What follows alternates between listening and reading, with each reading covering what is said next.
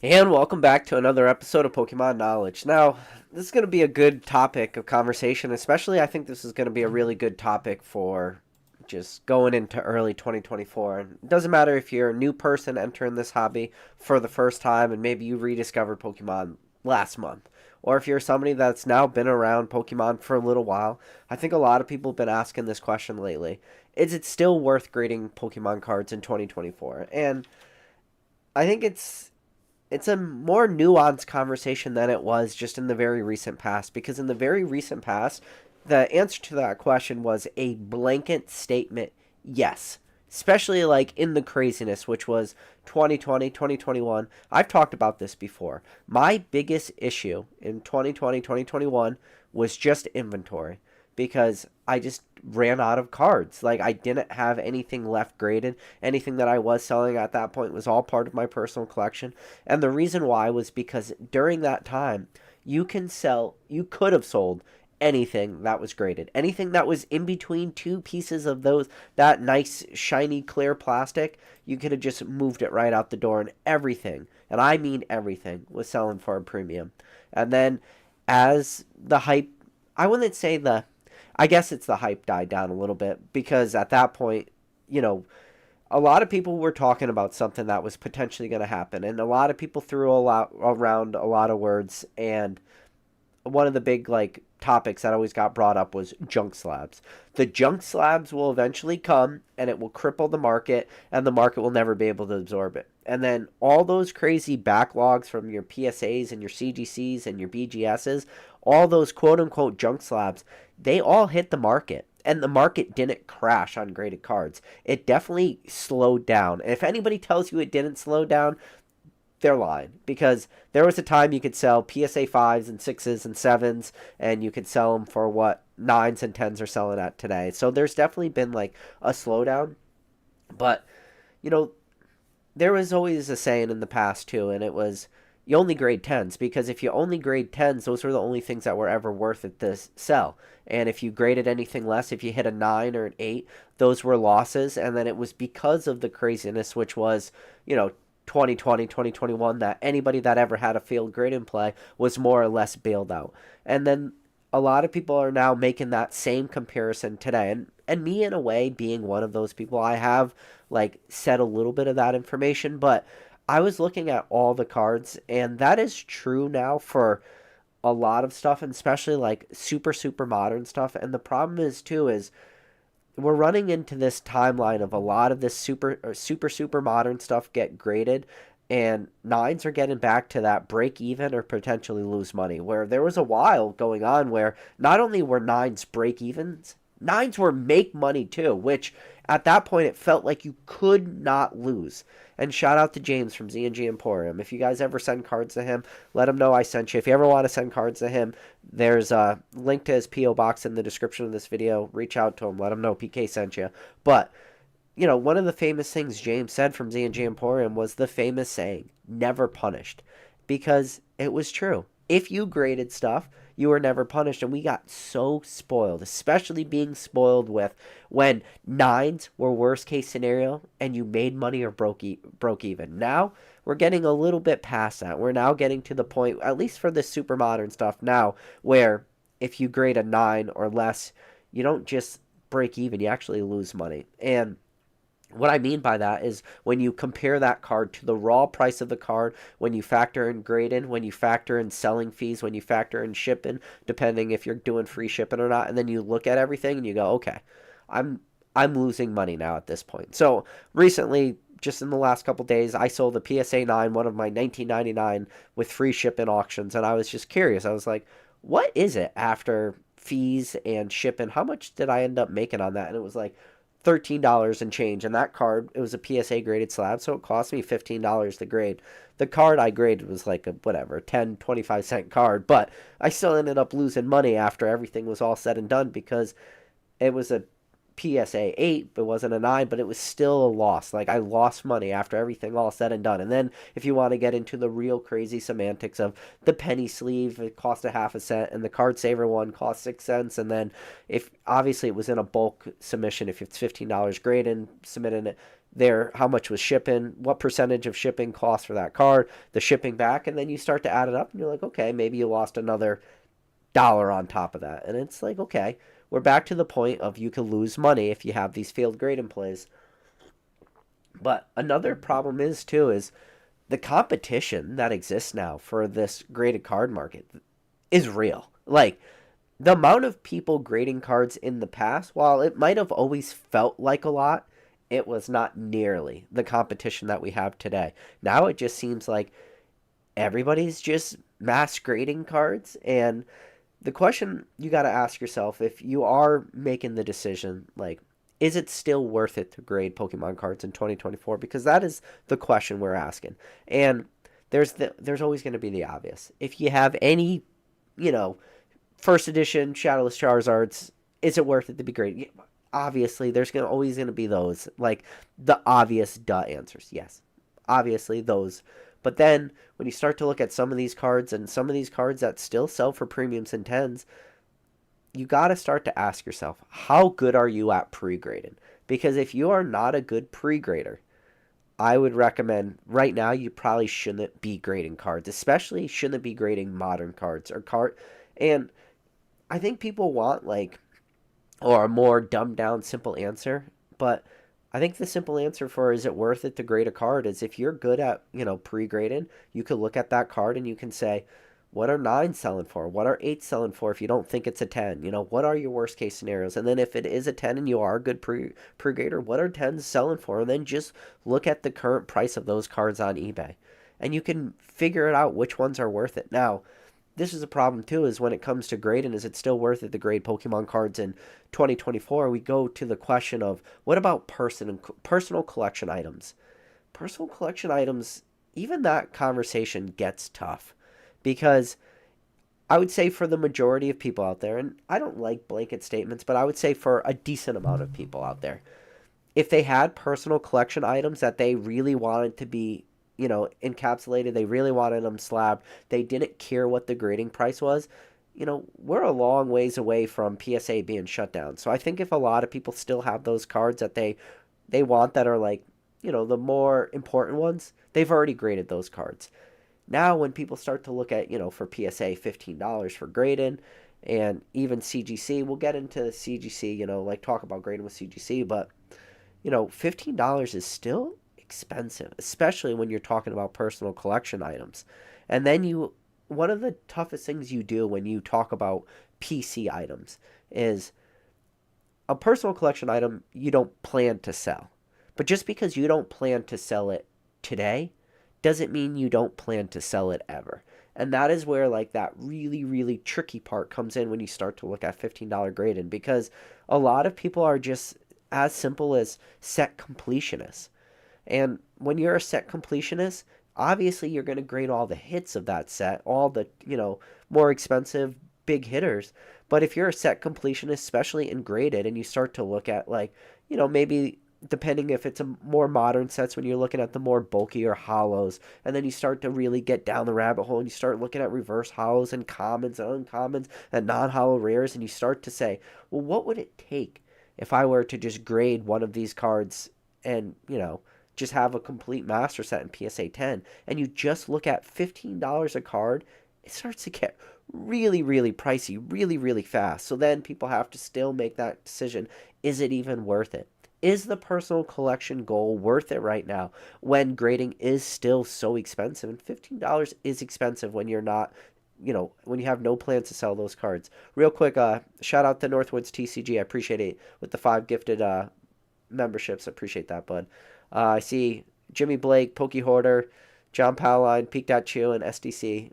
You guys all got memberships, so that's awesome. Thanks again, Northwoods. But it's that personal collection, goal. So then people will look at other grading card companies like CGC or, BGS. If you're a BGS collector, it makes sense. Like if maybe you want just the uniformity of your collection, but you talk about $15 being expensive for PSA. It's $16 for BGS for bulk. And then BGS on top of that being a tougher grader. It's just, in a way, even compounds it that much harder, where if you're a set completionist and this is part of your PC, you probably don't want And again, I don't like blanket statements, but more likely than not, you don't want that harsher grading where you're probably going to be pretty unlikely to get that 10. And if you're going with BGS, you're more likely going to see some 9 or 9.5. And if you get very lucky with a 10, but even the Black Label Premium is, listen, I tried recently to do this. I got burned on, trying to go after the Black Label Premium. I sent a lot of cards to James from zandgemporium, just cheap cards, when I say cheap cards, I'm talking sub $4, $5, $3 cards, and they were all Chinese cards, fan favorite Pokemon. So, your Pikachu's, some of the character rare cards, a bunch of Charizards, stuff like that. Things that if it hit a black label, it would sell for a premium, and it would have. But the problem was, I like Chinese card stock, beautiful card stock. I just ended up getting totally smoked by BGS. Yeah, I did get a couple of their pristine 10 gold labels, but all the pristine gold, and I missed a bunch of black labels by 1.5 subgrades. So I had a bunch of cards I graded that were 10, 10, 10, 9, 5. And that one, like whether it's centering, hit a 9.5 instead of a 10, that 0.5, the price difference between a card like that could be on from $20 up to $400-$500. Like that 0.5 subgrade killed me on a bunch of cards, but that is in this hobby the closest thing to the absolute rarest like gambling factor we can go. And I really tried to do that gambling factor, but going back to like CGC, like CGC will have cheaper cards now with that lower, $8.99 tier for bulk and stuff. But it goes back to the same thing I mentioned with PSA is, if you're doing this as personal collection and you lock up a lot of cards, you're going to want it for the near term. But when you start to really, really pull yourself out and look into the long term and look into the future, whether it's 3 years, 5 years, 10 years from now, and then you ask yourself, like, which grading card company is going to carry that premium? And then you really have to ask yourself, is it worth it to put personal collection items in a slab that, as of right now, the track record seems that those cards will potentially sell for less in the future than that card would in just another piece of plastic? So then you have to start comparing the prices of, well, if I save $6, will I end up losing more than $6 selling this in a different grade? And that's the tricky part of grading in 2024. It's not as simple as that answer anymore of the blanket statement of yes. Now, this is a caveat. And the most important thing, if you are really good at understanding like the demand for this market, understanding what people want, then I would say, yeah, go ahead. Grade cards and keep grading them. The problem is, though, is I'm seeing it happen. Now, all this can be very anecdotal, but I've been looking around, and not just on my auctions, I've been looking at what I'm selling, and then looking at other people selling the same card, and then looking at sold listings for a lot of these cards. Cards that I figured would be a little bit more liquid than they actually are, and the problem is when you're grading cards too, and the liquidity factor stops really being there. When the liquidity factor stops being there, then when you start to grade cards with the sole intention of flipping them onto the market and selling them, and they're not personal collection item, then you start running into this really, really gray area of stagnant money. And one of the things I talked about in this hobby recently is, I've talked about I make a lot of videos, but one of the things I talked about is being liquid in this hobby. So in order to be liquid, you got to sell stuff. So that's one of the things about grading cards. But another thing I talk about, and I've made videos, you can search on my channel, just type in opportunity cost. I've talked about opportunity cost in Pokemon, and what opportunity cost is that simple question of, is it worth it to keep money stagnant in a product or to keep that money turning and burning so you can constantly keep compounding that money? And that is not a new conversation that's been had in this hobby. This is a conversation that's probably been had on 36 different channels on multiple different occasions because it is an important conversation. And, grading is one of those things that it's supposed to help with that, liquidity and that turning and burning and like keeping your opportunity cost pretty high. But now we're starting to see some of this graded stuff just kind of sit on the market in a way. And then that opportunity cost really, really sadly, it starts to dry up because now you're adding on compounding factors. It's not just the cost of the card anymore. Now you factor in the time, because there is a time aspect, especially when you start to talk about bulk. And while that factor has always been there, it's getting even worse, that time factor, when you get your cards back, you list them on the market, and they're not selling. Even at like lowest on the market, things are still not selling. So then you have to really start to, make tougher decisions. Then you start to have to look at every single card and you say, okay, I'm currently lowest on the market for this card. I don't want to sit on this card.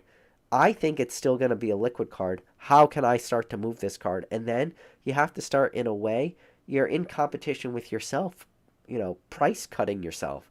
And you find that that graded card, you're constantly like, slashing it a dollar or two or five or 10, or you're sending out offers. And because you're really just trying whatever you can to just like move that card. But the problem is for some of these cards I've seen recently, just the demand's not there. And the reason I know that it's not just me is because I watch a lot of cards. I got a lot of cards on my watch list, and it's every day I'm getting, offers from sellers with discounted prices, because I could see what these people are doing. They're trying to move these cards. And while the cards I might consider priced well, they're not moving. Now, the caveat to anything is there's always a price low enough that anything will move in this hobby, but then you start to run into the, okay, you put all this time in, you put all this effort in, and then once you start slashing prices and you start really doing a race to the bottom versus no one but yourself at that point, because you're already lowest on the market, so you're racing to the bottom versus no one, then you start to really cut into your own profit margins. And when you're cutting into your own profit margins, then you start to say, oh man, that wasn't worth it. Time, effort, and then whatever you thought you're going to get out of that card, you didn't. Now, this goes back to what I mentioned earlier. Still, like, we are spoiled still in this hobby, because if you're all the things that I mentioned earlier, like if you have a decent understanding of the market and you are a good pre-grader, even if you are price cutting yourself, which is more or less in a way what like a promoted listing is, because promoted listings, you're already not just paying the eBay fees, you're price cutting yourself, because then you're going to just say, I don't want to just pay that 13.5%. I want to add on another 2% to get that promoted fee. Or, and then obviously how the eBay promoted system works, you could keep ramping up that promoted listing fee to, I don't know, whatever, 25%, or it could go pretty high. I've never actually gone that high, but I've accidentally like clicked on promoted listing, and then what it automatically defaults to, and it's like, if you want to be competitive with this promoted listing, we recommend a 25% promotion fee. And it's like, no thank you. But I'm sure there are people maybe out there doing that, and then you were really at that point just, ooh, that gets real rough real fast if you're doing crazy high promoted listings where you're not just doing the 2%. Where I'll just go a lot of times and I'll just do a blanket 2%. It's just a matter of going into the listings and actually like putting that advertised promoted fee at 2%. But it's just, we're running into this weird timeline of like, graded modern cards.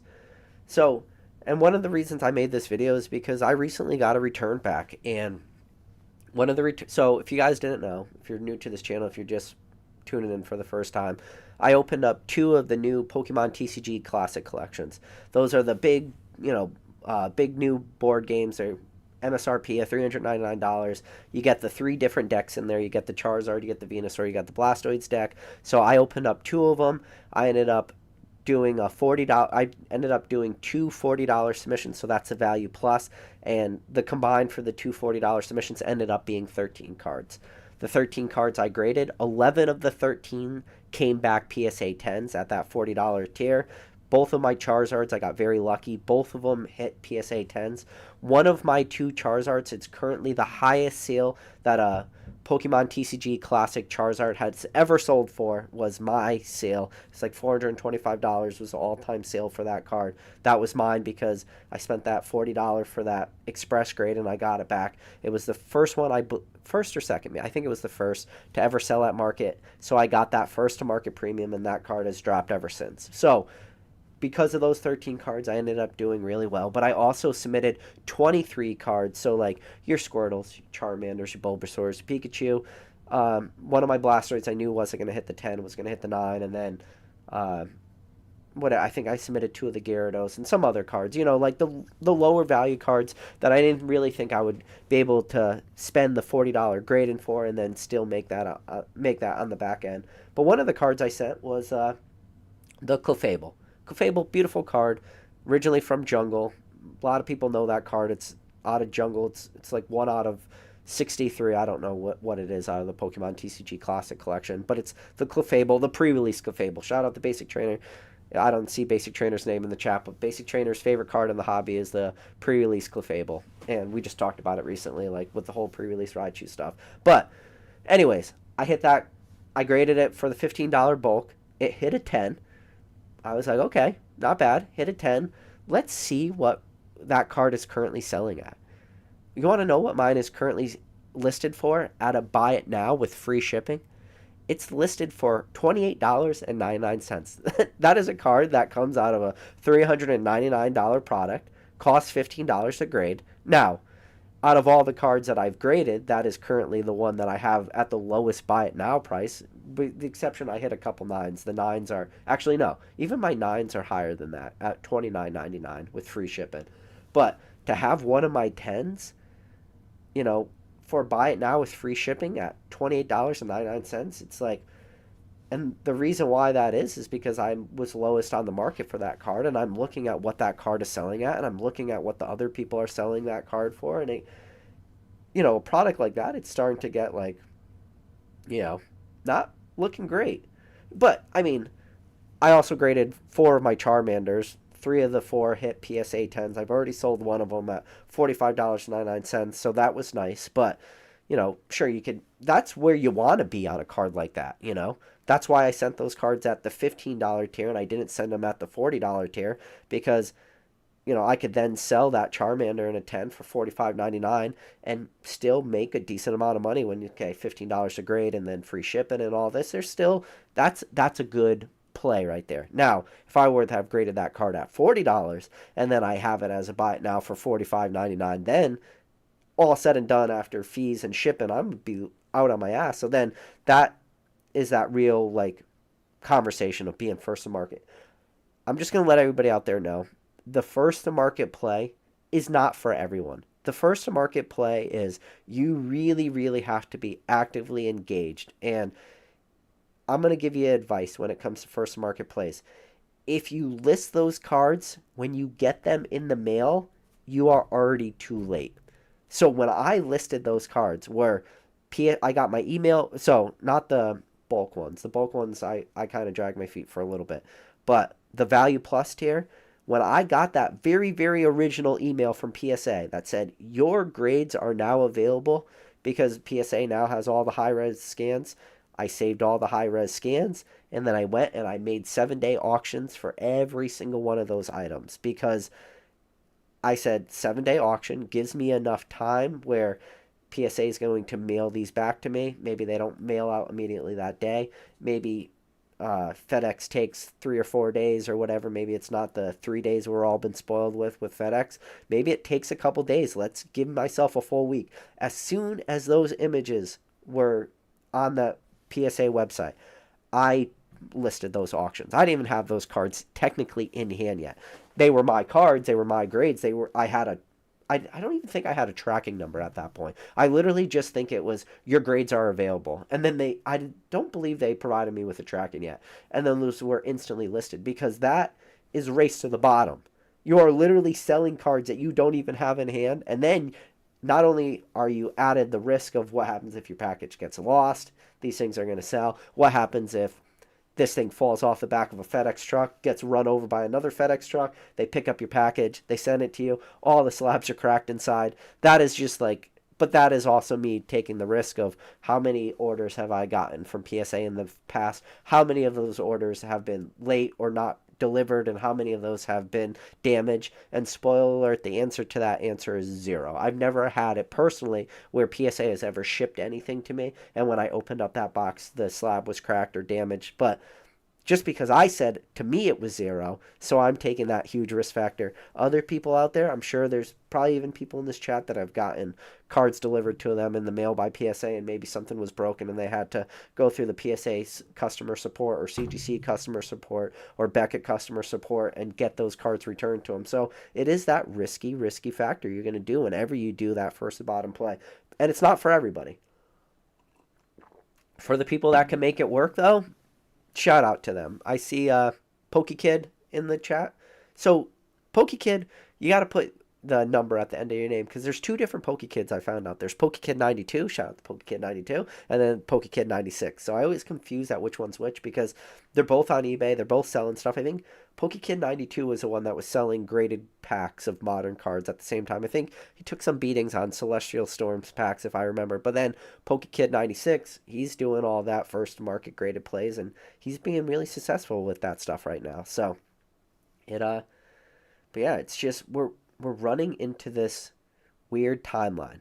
Now, the same way we're running into this timeline now, we could be eventually running out of this timeline. And what I mean by that is right now, with a lot of the competition, a lot of this prices for graded stuff, like really selling at, lows in comparison for the last couple years, if this market stays a little stagnant for the graded card market and people are just what the title says, is it worth grading cards in 2024? If people start to decide it's not worth it anymore, they're just going to focus maybe more on the raw route because they're like, okay, if I can still source a bunch of cards raw, sell them individually, a lot of these raw cards are still selling for premiums, and then they start factoring in their opportunity costs and all that stuff, and they say, yeah, if I hit a 9, I'll probably, lose money. If I hit a 10, even if I hit a 10, if I have to sell this card at a $28.99 buy it now price with free shipping and nobody's buying it at that price, maybe that price isn't worth it. So then people start to look at it and they'll start grading less and less. And as people start to grade less and less, the demand maybe stays the same or starts to grow. And because the competition isn't there, people who are doing that graded play will start making money again. And then all the people that stop grading start to realize, okay, I can start doing these plays again. We're back to the point where 9s are break even and you make money on 10s, and then people start piling into those plays. And now the tricky thing about this market right now too is it worth it to grade cards in 2024? There are cards right now today where it's worth it at just to send it. The problem is if the competition keeps staying the way it is, people will start to move into those cards more and more, and then the competition will just keep finding areas of the market. Like wherever the market and the hobby is the strongest for the graded card market would just be where people flood to. And it's not hard to figure out like what cards are selling right now. You can just go on eBay right now, type in Pokemon PSA sold listings, and then you just do something as simple as scroll through the listings. See, okay, which cards are selling for the greatest premium in comparison for what I think I could source that card for. And then as you're scrolling through the eBay sold listings, you're going to see the cards. It's like, oh yeah, that one wasn't worth it. That one wasn't worth it. Oh, this one is worth it. Okay, here's an area I could still make a play. And then people will just keep doing that. And then we're going to run into this weird cycle. And I don't want people to like take this video as it's not worth it to grade anything. I think people should still be grading cards, but you just got to start to be more mindful of what you're sending. And I'm running into the issue right now is one of the things just like I mentioned earlier, and I've mentioned this in other videos, where at the end of 2020, early 2021, my problem was like inventory. So because of having no inventory, one of the things that I wanted to do was like grow my inventory, and now I'm at the point where I have like a little bit of inventory for graded cards, where now I'm also in a way looking at it and I'm like, okay, I have the inventory, but it goes back to that opportunity cost, and it's like, okay, I got the inventory, but now what am I leaving on the table for opportunity costs? And it gets tricky. And it's the same way as with graded cards. It's this isn't a sale product video, but it's the same thing with sale product too right now. Like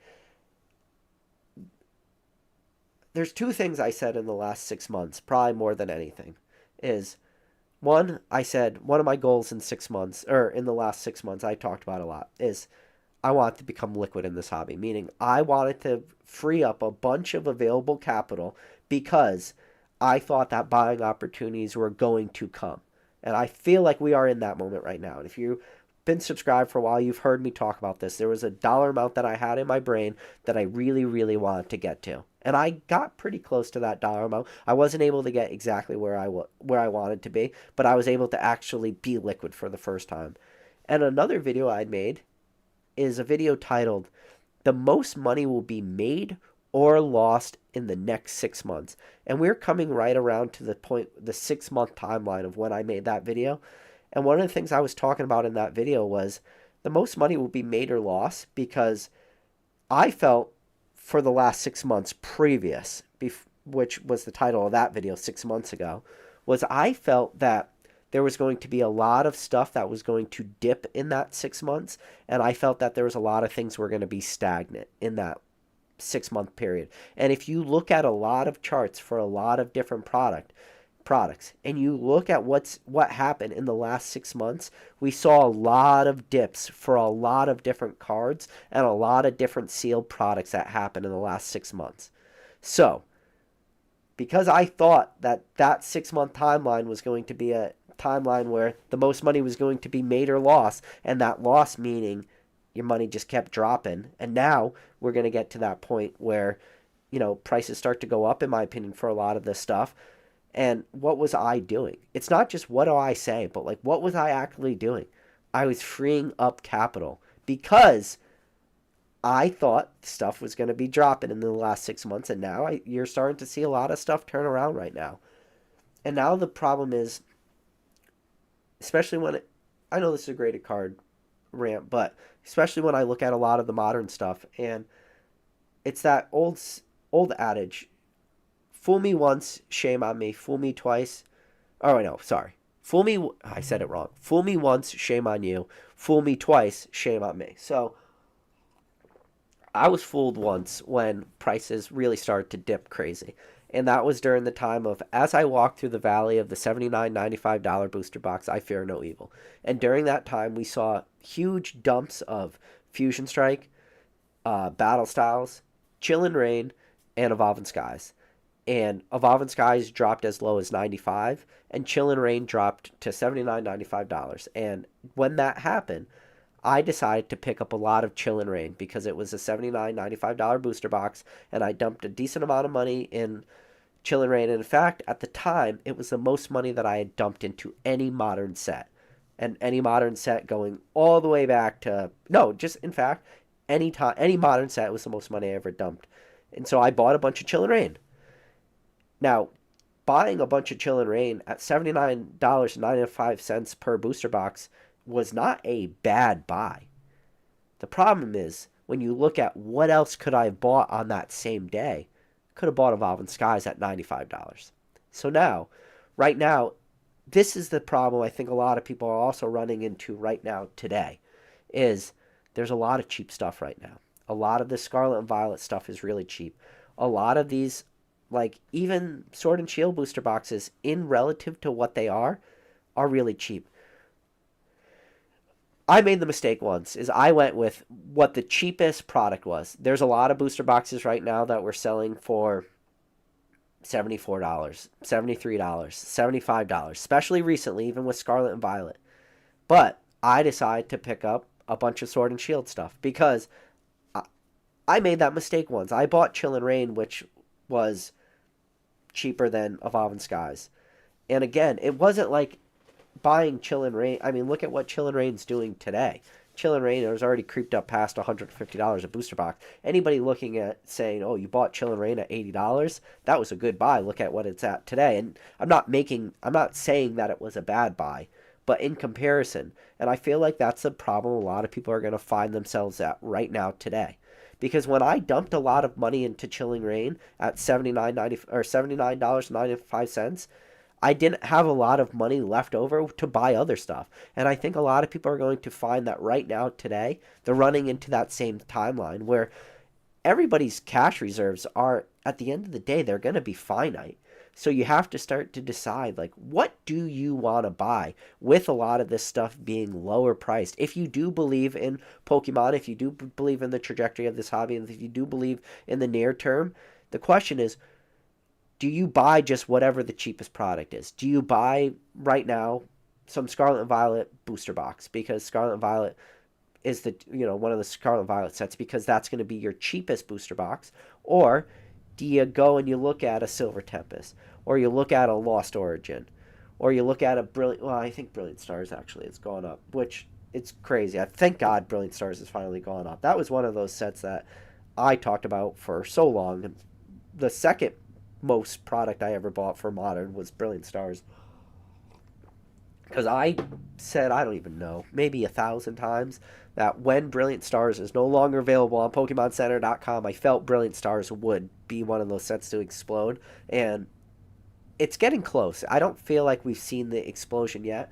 But when I look at all the entire Sword and Shield block, with the exception of Evolving Skies, I say, what set has like the most potential, in my opinion, is Brilliant Stars. Because Brilliant Stars, yes, it's a Charizard set. It's got those 4 beautiful Charizards. It has, if you look at like alt arts, well, it has one of the best alt arts with the Charizard. But that Charizard also, in my opinion, one of the most slept on Charizards in all of this hobby. And then Brilliant Stars having great character rare subsets too. So being able to introduce character rare, Brilliant Stars has still a fun pack opening experience. So I think for like the longevity of a set, to really like keep prices going up, you need a lot of this stuff to be open at higher prices. And I think Brilliant Stars, when I look at the rest of Sword and Shield, in my opinion, is probably like the strongest set when it comes to that.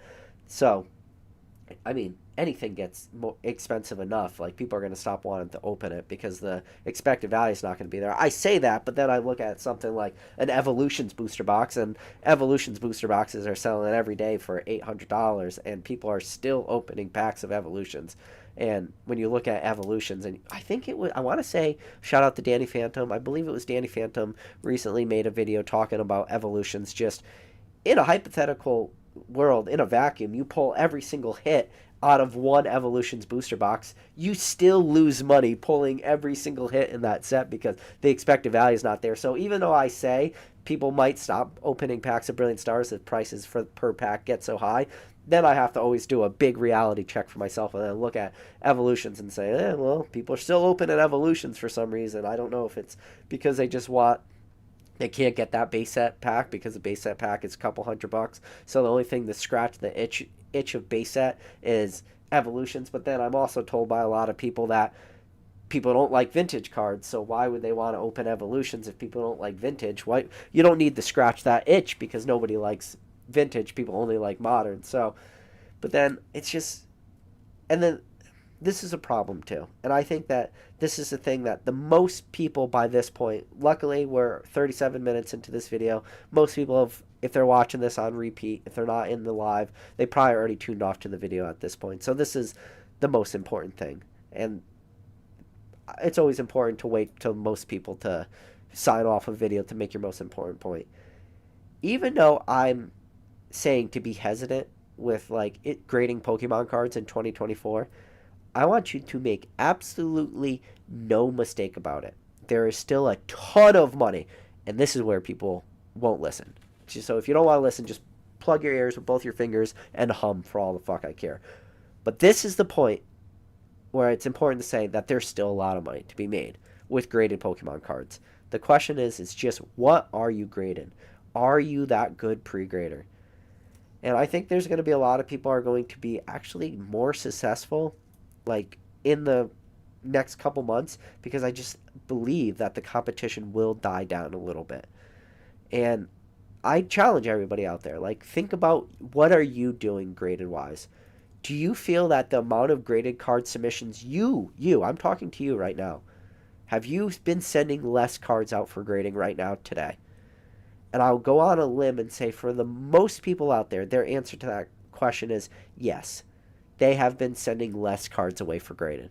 And then I'll double up on that question. I'll say, not only do you feel like you are sending less cards to graded right now, you listening to this, but do you also feel like you have been way more like picky about what cards you are sending? And I bet your answer to both of those questions are yes. Yes, you are sending less cards right now than you have been. And number two, yes, you are being way more picky with what you're sending. So if you out there listening, I promise you are in a very small subset of this hobby. You are in that less than 1% of this hobby. So the fact that you are doing that probably means that a lot of other people are doing the same thing that you are doing, which is sending less cards and being more picky and choosing. So yeah, the competition will start to die down a little bit. Now, as long as, but now the question is, just because the competition dies down, will the demand die down? And the problem with the demand is, you look at your gem rate data and stuff. Look at how many cards are being graded by PSA. We got hundreds of thousands to millions of cards hitting the market. So even though competition dies down a little bit, you still have this huge supply of, stuff that, in my opinion, listen, I have always said one thing on this channel is you should never be buying modern 10s. You should be grading modern 10s. Now, my opinion on that is actually starting to change a little bit, which is important too in this hobby, and something I've talked about in the past is being fluid in this hobby, because being fluid, you have to change and adapt. Where there was so long of a time in this hobby where I always said you should always be grading your own modern 10s. Now I'm starting to look at like some of these modern 10s selling, and I look at what grading cost is versus what that card cost to pick up raw, looking at what your risk factor is, and like how tough is that card to actually grade in a 10? Do you have to now pick up 5 raw copies to be able to pull out the 2 that you think are going to hit 10s, and then you pull out those 2 that you think are going to hit 10s, and one of them accidentally hits a 9, you end up losing money? I'm starting to look at stuff like that, where now it's like, we're getting back to the point where maybe it makes sense to pick up some of these 10s, especially if these are cards that you want in your personal collection. And this is all back to that changing with the market. And then there might come a time in the near future where I'm going to move away from that again, and we're going to get back to the point of, never buy modern 10s, only grade modern 10s. But we're getting to a point for some cards, not all cards. Nothing in this hobby, nothing on this channel can ever be blank statements. I think that's what everyone always wants. People always just want I want a blank statement. I want nothing else besides that. But, some cards in this hobby are definitely worth it right now to be picked up, especially if you're looking for, PC items. Now, I will find this will be true today. It will be true tomorrow. It was true a month ago. It was a year ago. It'll be true 5 years in the future. It doesn't matter if you like time, if you like time travel, if you like whatever, if you just like the conversation that is time. There will always be a time in this hobby where people will always be more willing to spend money on stuff when stuff is more expensive. The second things are less expensive, things start to drop, people will always be less likely to want to pick that stuff up. As everything's racing to the moon, and that's where the FOMO is gonna pick in, because they're gonna go, everything I want to buy right now, the prices for everything is going up. I have to jump onto this rocket ship right now, because if I want it, now is going to be my opportunity. This is the lowest prices will ever be, because the next week the prices are going to keep going up and up and up, and I'll never get my chance. I'm always going to lose that opportunity. So they'll always jump onto that rocket ship. But once stuff starts to drop, and then people are like, yeah, I don't want that anymore. Oh, I don't care about that anymore. And then I think a lot of people are starting to like understand what it means to, be like I'm not going to use the word true collector, because I think that comes off like stupid. That's a poor usage of words. But like what it means to like really be a collector of Pokemon. And to be a real collector of Pokemon is you're not just buying and collecting when everything is expensive and everything is going parabolic in price overnight. Like, to be a true collector in this hobby means you actually love the cards and you're buying it at all price points. So when stuff starts to go low, it doesn't change the fact that you still love that card, that you still want that card. But I do see that happen a lot, where people are just, or it could come back to like, I'm going to have the whole conversation with the whole macroeconomic conversation, which I'm not really going to do in today's video. We'll leave that out. But like, maybe there's just people that are just not cash like flush right now, where money is just tied up. People just don't have the available funds. And maybe when everything was going up crazy and people had the money, and then they were able to spend it willy-nilly. But that's a point too, where now, if that is the case, where everyone only ever bought stuff when everything was expensive and they didn't like turn and burn anything, And that's a lot of what this channel is about. We talk about a lot of like, buying and selling and flipping and stuff. I wonder how many I wonder how much money was lost by people in this hobby. Meaning they bought stuff at an all-time high, they never sold, and they kept holding on. And what the value of a lot of people's collections that bought at those all-time highs, what are their collections worth today? And how much money they lost. I mean, there's a lot of examples of stuff like that. And I would be curious at the people that bought at the all-time highs. For some people it could be as low as a couple hundred. For some people it could be in the tens of thousands, and then other people could be in the hundreds of thousands. Now, I think I think you'd be hard pressed to find anybody that even out of the crazy boom didn't lose on a few cards. I think everybody probably lost on a few cards, especially if you were a collector, because you just didn't know what the market was going to do. So you probably did jump on that rocket ship. There was a couple cards that even I jumped on the rocket ship because I was like, I really need this for part of my personal collection. Let me hop on. I probably lost on a few cards, but just because I lost on a few cards, I didn't lose overall because I was still turning and burning and doing that flipping. And I know there's a lot of people, even on the highest of ends, who might have lost some money on a few cards. But when you start to look at everything, the large scale of what they were doing, they didn't lose anything, and they made, huge multiples. But that's because they were doing that second half where they were still flipping cards on the market. They were still selling cards into the market. And what I'm asking the question of the person that lives in the vacuum, the person that has only ever bought cards and never one time sold card, that's the person I'm more interested in. And man, there's got to be some people out there that just lost a insane amount of money. Now, all those losses, could in theory be like unrealized gains. And if they are the most purest and truest of collectors, I guess it doesn't really matter at the end of the day. You would like to think that maybe it would matter a little bit, because if they had that available capital today, they would be able to use that extra available capital and then buy other stuff as part of their personal collection, because then they could even grow their collection even more exponentially than maybe they already did by spending those crazy dollar amounts. So I'm sure they're disappointed in that price point. But there were so many people that were continuously buying, but they were doing it not just as a collection. They were doing it for that I word, for that investment factor. And I think a lot of those people that were doing it as the investment, meaning, oh, I'll buy this card today because in 2 years from now, 3 years from now, because we are at that point. Anything that was bought in 2020, surprise, surprise, we are 3 years, 4 years away from that. So anybody that had that 3-4 year timeline, probably looking at a lot of this stuff in their quote unquote I word, that investment, they're going to go, shit, this wasn't an investment. This was a huge loss. So, for those people that I really feel, hurt for. And it goes to today's video, and it's still worth grading cards in 2024. And it's like some cards are, and some cards just right now aren't.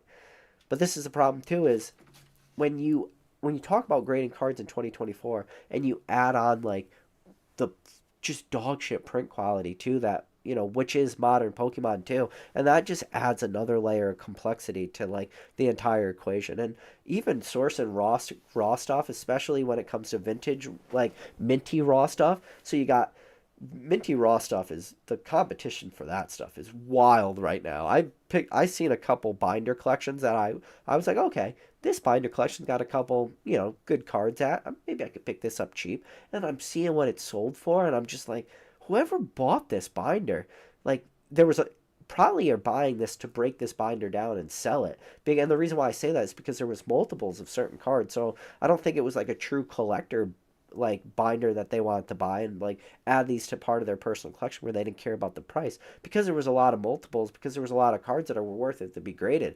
I was like, whoever ends up spending all the time buying this collection, breaking it down, grading it, doing all the things that would be required to extract max dollar amount from it, these people are going to get destroyed.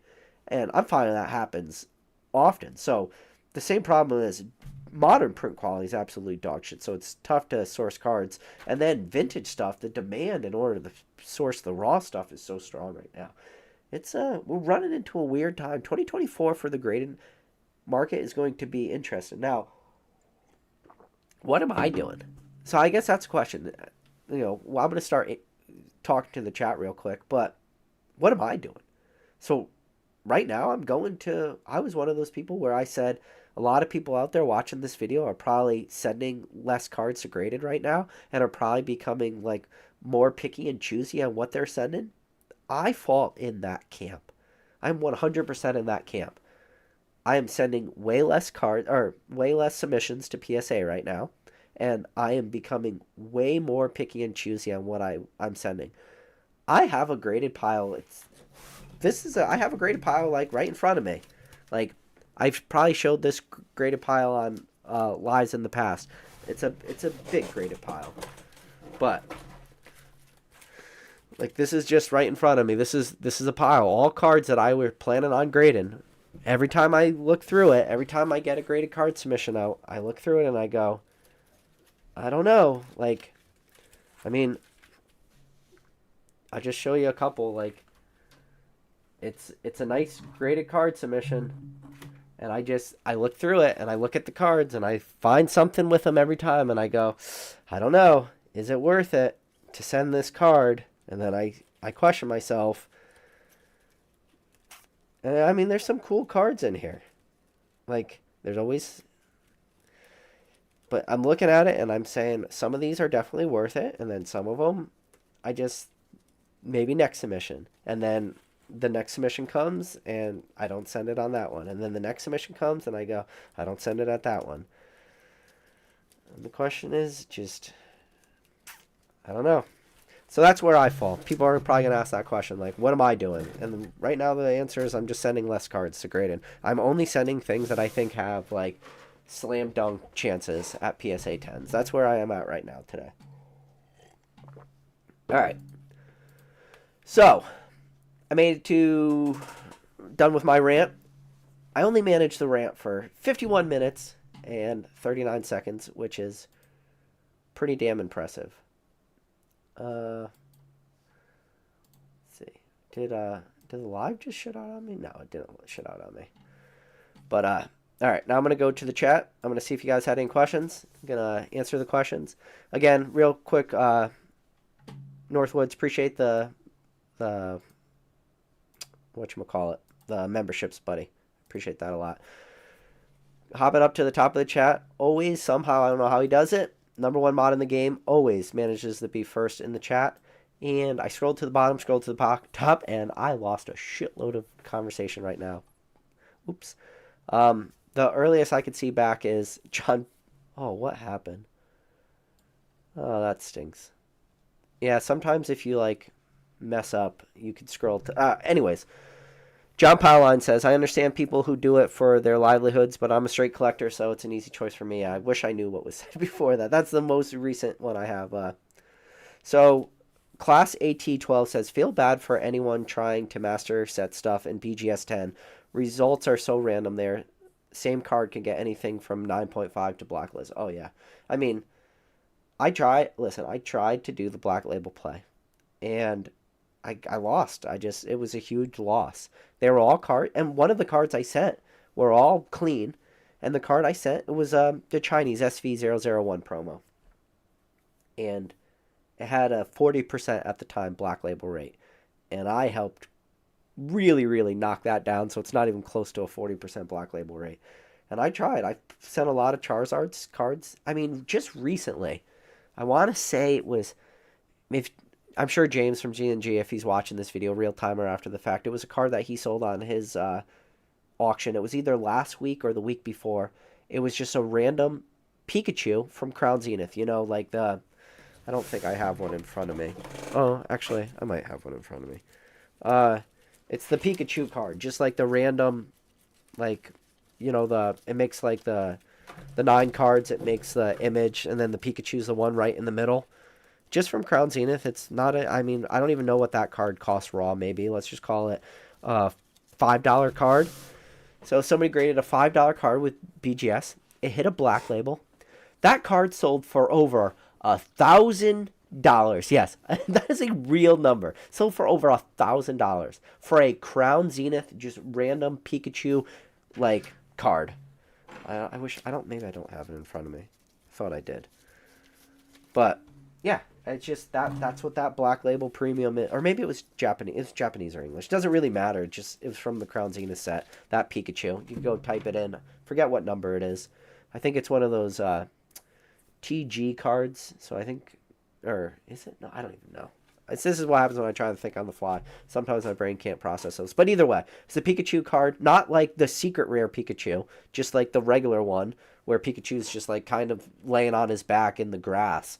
Sold for over $1,000 just because it hit that Black Label. Now, if that same card hit a, Beckett 10, but one of those subgrades was a 9.5, so it didn't hit a 10, that card probably would have sold for $50. So the Black Label Premium is real. It's the ultimate lotto right now in this hobby, and the ultimate D-Gens will go after it, and therefore I will, as part of that proud group of D-Gens, I will go after that Black Label play, and I will get absolutely destroyed. And I probably lost a few $100 on the Black Label run, because not only did I lose money on, like, obviously the raw price of the cards, I lost money on a lot of these because just, after the fees and stuff, I just didn't cover the cost of grading and, what James sold them for and stuff.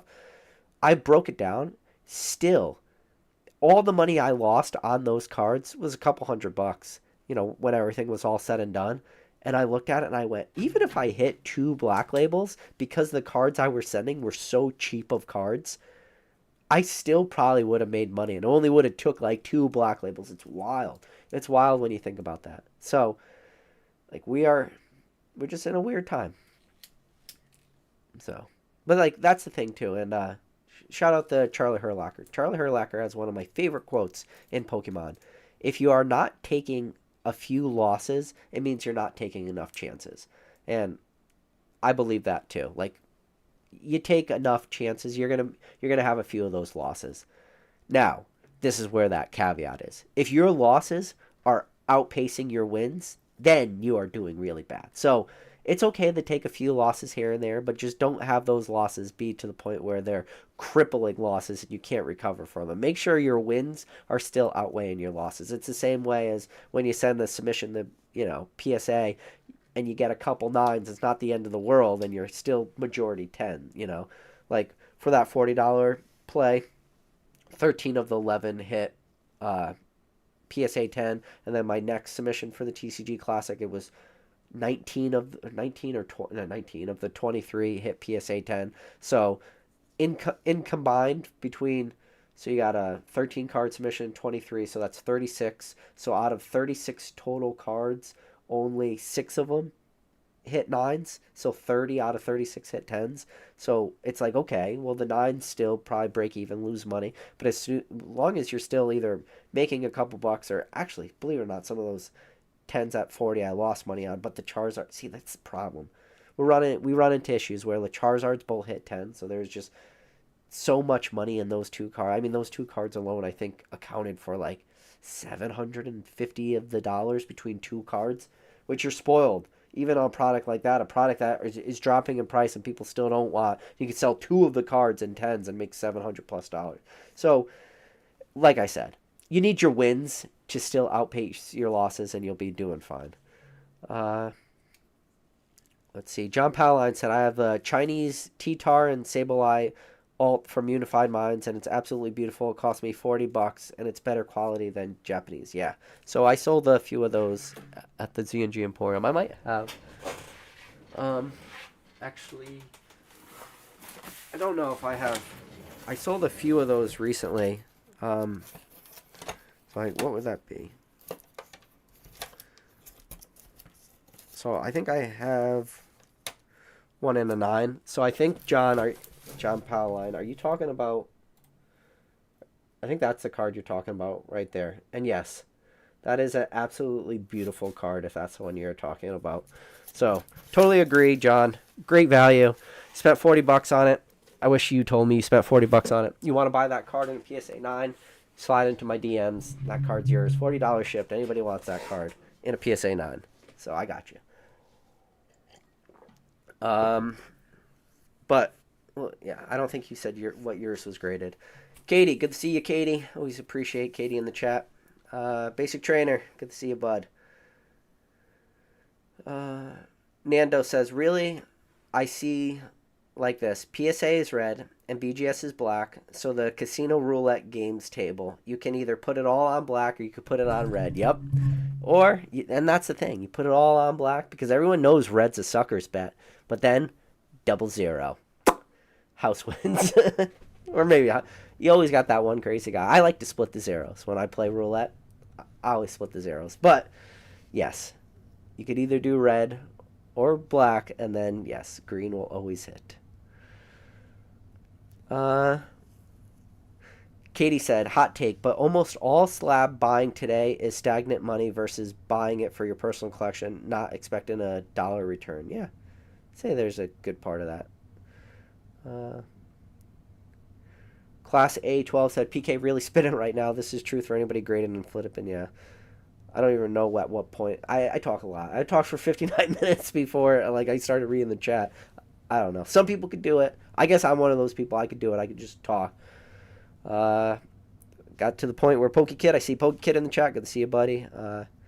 John Pyline says, that's where I'm lucky because I buy just to collect. All my sealed and singles are personal collection, and he's in it for the long haul. I mean, that's important, long haul. The only problem with...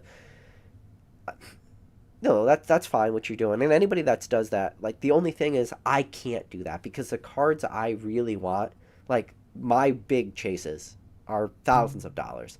And in order for me to pick up cards that are thousands of dollars, I need to use the collection to grow the collection for me. Otherwise, I would have to literally save up for a couple months to get, say, a couple $1,000 card in order to make that, call it fun money, work in the hobby.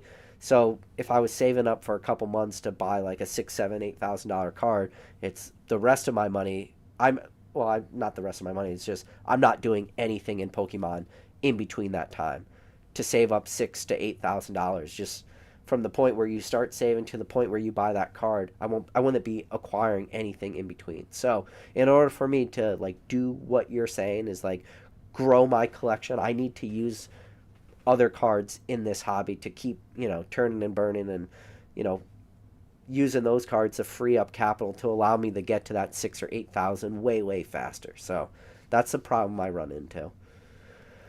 Yep. Back to PokeKid.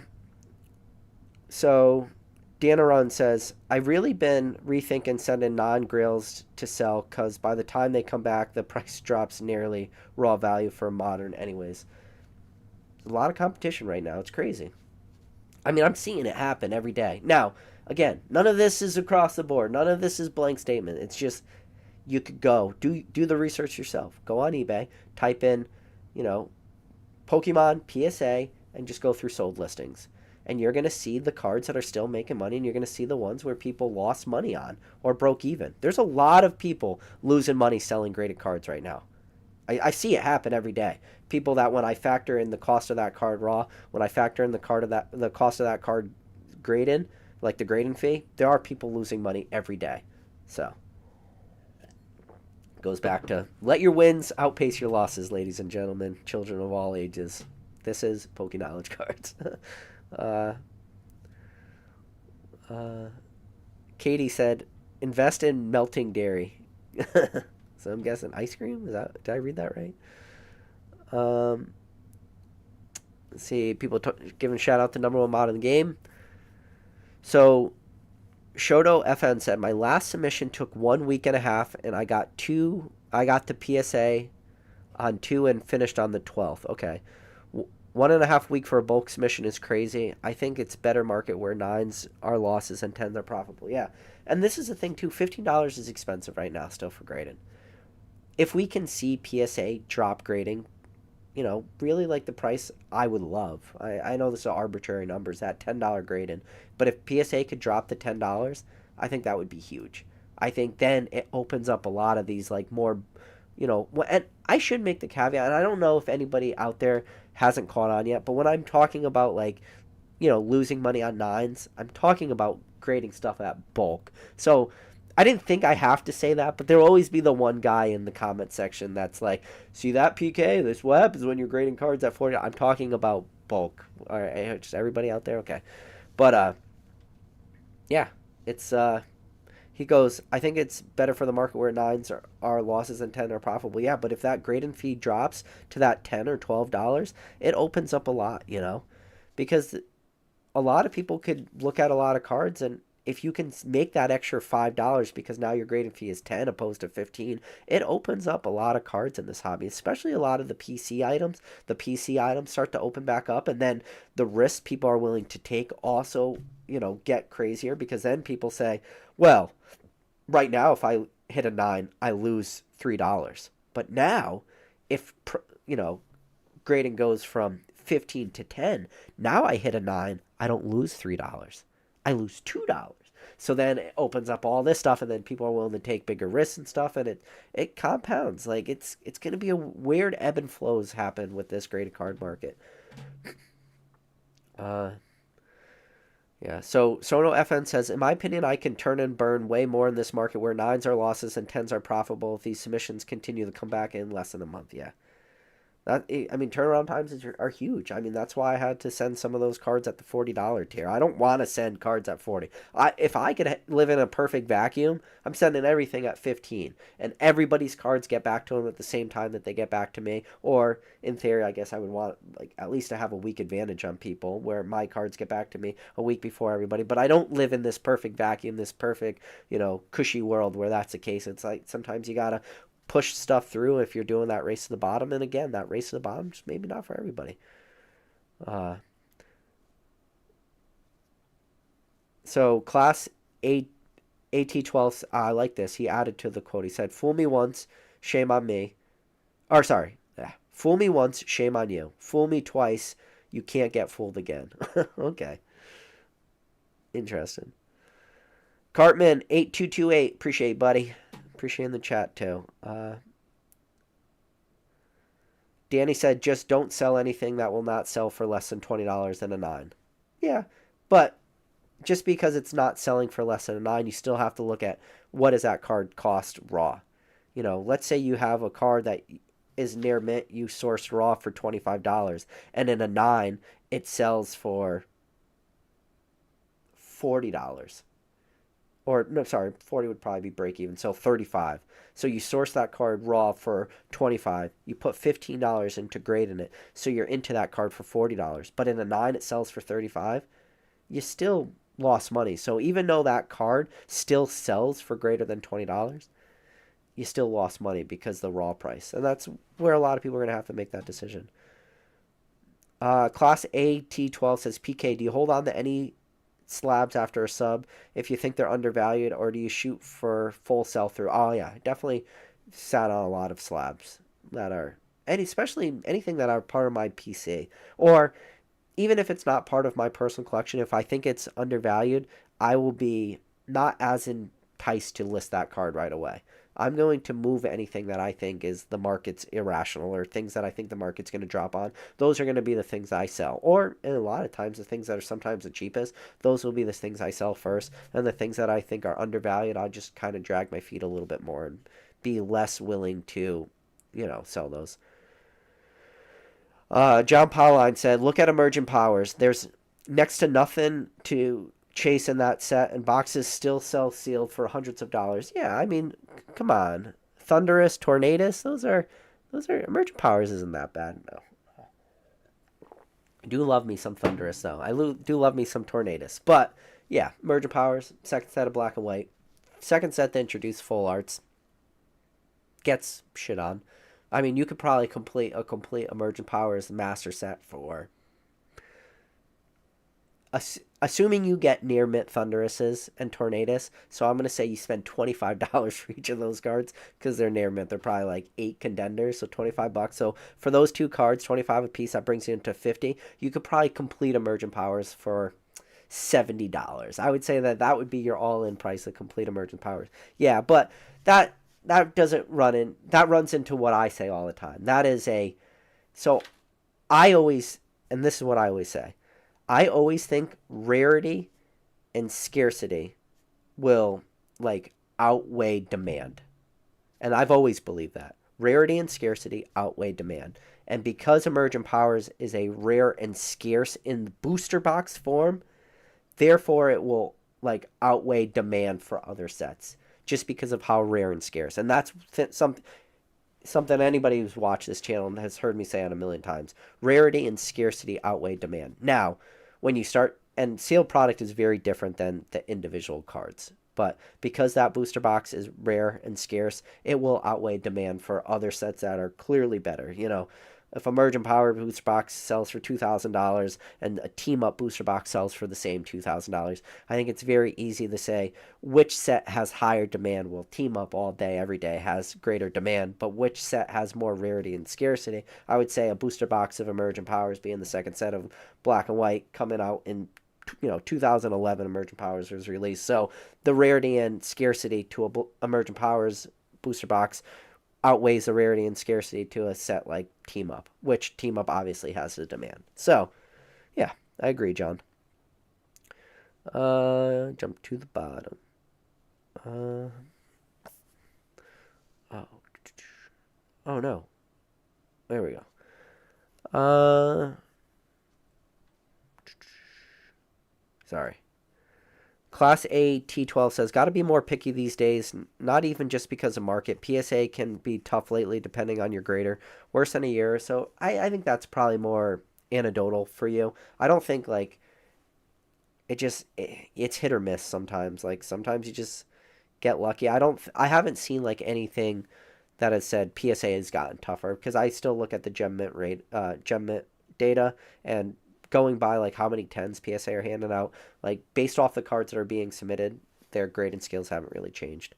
And in fact, it's actually probably getting better, because when a lot of the cards, I talked about it, the quote unquote bulk slab era, a lot of those cards were just people's childhood binders and stuff.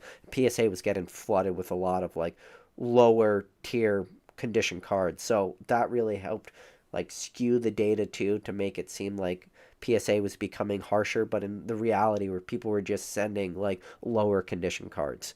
So, but I think a lot of, grading just for modern, when you talk about modern, it just goes to, again, what I said earlier in today's video, is just print quality is just pretty shitty right now. Not to say we ever lived in any perfect world where print quality's ever been good in this hobby. I talked about black and white was rough. You go to your Burning Shadows was rough. You go to, like Shining Fates, that first print run of Shining Fates was brutal, all the way to modern day today, and you look at, Paldea Evolved or Scarlet and Violet Base or Obsidian Flames, or, yeah, it's just rough. It's probably never going to get easy. I mean, the only set that I really liked when it came to the hits was Celebration. Celebration hits, were super easily gradable. And then everybody always likes to remind me of how tough, like, any of the other cards, the non-hits, so the 1 through 25, or call it 1 through 24, because technically number 25 was the gold Mew, but 1 through 24, those cards were not easily gradable. And in fact, when you even today, if you go look at, like, here, I got some. Look at this. I always got cards close by. But you go put in like any just random celebration, these are the 1 through 24. Like obviously it's 1 through 25, but that Mew again being 25, you look at any of this card, you go type in and go pull up I don't know, go look at what a Dialga from Celebration sells for in a PSA 10, and you'll be shocked, and you'll be like, why does this Dialga sell for more than, let's see, what does it sell more? It sells for more than this. There you go. And it shows you how crazy the market is. One of these cards I have in a Card Saver 1. One of these cards is not in a Card Saver 1. And I could tell you right now that the one that's in the Card Saver 1, this is not the card that sells for a premium in PSA 10. This baby sells for a premium in PSA 10. If you don't believe me, you can fact check me. Go check on eBay yourself. It's wild. Like, it just is what it is. I mean, there's just some print quality is, and again, that is not, yeah. I mean, in a 10, that card is rarer and scarcer than that Dark Gyarados, which is not rare. I mean, nothing modern is rare and scarce. It's just how hard that is. But now, if you get enough cards, I mean, that's what these are. These are bulky plays where I'm just looking at card condition and figuring out which one would be worth it. But now this card is one of those examples. When I talked about you make money out of 10, but you lose on a 9, good luck selling. Oh, that was a bad example, but here. Reshiram, yeah, you hit this baby in a 10, you're going to make money and somebody's going to buy it. You hit this baby in a 9, good luck selling this. This thing is nothing, worthless. It's not worth anything in a 9. That is one of those ultimate gamble things. That's where if you're going to, gamble on a 10 on a card like this, you really, really have to know what you're looking at, because the 9s, you're going to lose. The 10s, you're going to make some money, but it is what it is. Yeah. John Pauline said, I've said this a lot recently, the art and the feelings I get from a card is more important to me than anything. Value is secondary factor to them. That's great, man. See, Drew's dropping the Raichus in the chat. I appreciate you, Drew.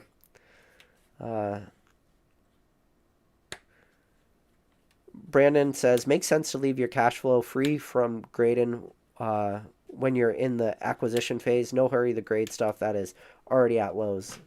Yeah, I mean, it goes back to just position yourself, though, like having that inventory. And, in the crazy boom, there was a lot of people had a lot of cards that were raw that if they had them graded, they could have capitalized on that, but they weren't able to. And that was the same situation I was in.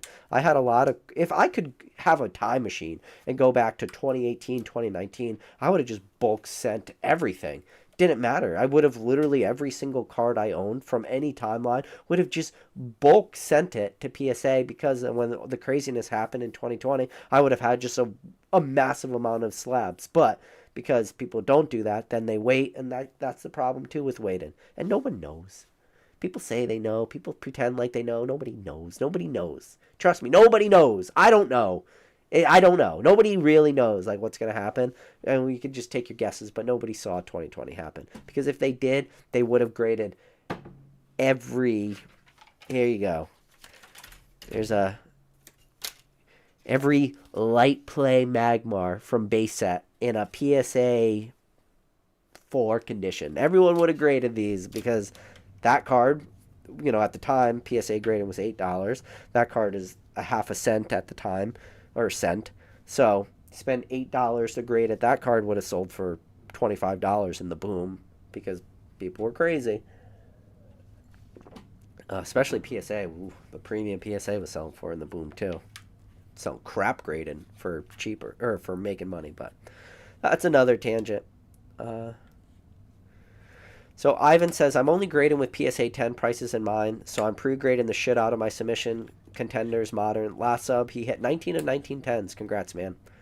My best PSA 10 submission rate was 70 out of 70. And people called cap on me. You know who you are out there watching this video. They didn't believe me. People didn't believe me. So what did I do? I made a short dedicated to the haters. So the haters out there, I got you, didn't I? Didn't I? So, people don't believe me. But I hit 70 out of 70. Go check out that short. Because the haters, they called cap. They didn't believe it. So, I don't know why people just always think you're lying. So, let's see. I think they're, what did I title? They were like, oh yeah, PK, yeah, no proof or something. No proof as always, PK. Like, people always want proof. And it's like, no one wants to take my word for it. 70 out of 70 PSA 10s. Called cap. I made a short. Everyone could suck it. Pew, pew, pew, pew, pew. Anybody who didn't believe it. So. Oh, so you got Rock Sandy in the chat. Good to see you, Rock. We need Rock to pump out some more videos. Rock, what are you doing? Stop dragging your feet, bud. Get on that YouTube grind. We need 3 videos a day from you. At a minimum, Rock.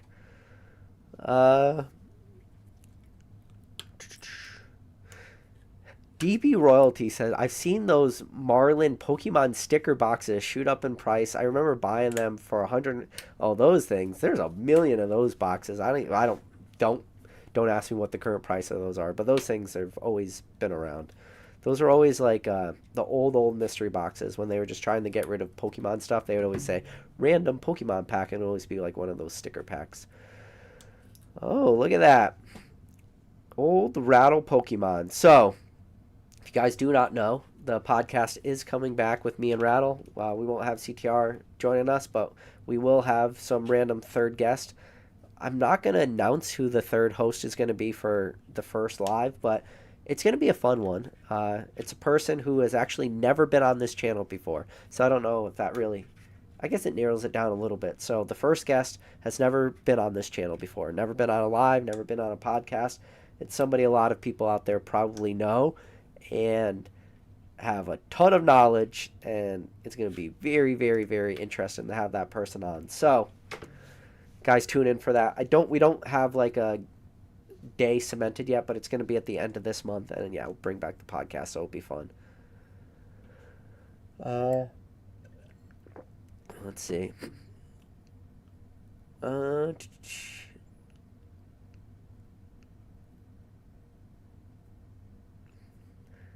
DB Royalty says I'm a hater. But because you hit that many PSA 10s, I wish I could, yeah. A lot of people, they were haters. All right. Listen, guys. I made it to the bottom of the chat. I want to see something real quick. After this live is over, I will be hopping into the Rattle happy hour chat. Just hanging out for a little bit. Or actually, I might not hop in. I might watch. All right, I'll hop in for like 5 minutes, but I'm probably going to go watch the Chiefs game. But, yeah, guys, listen. Appreciate every single one of you. And as always, I'll catch you on the next video.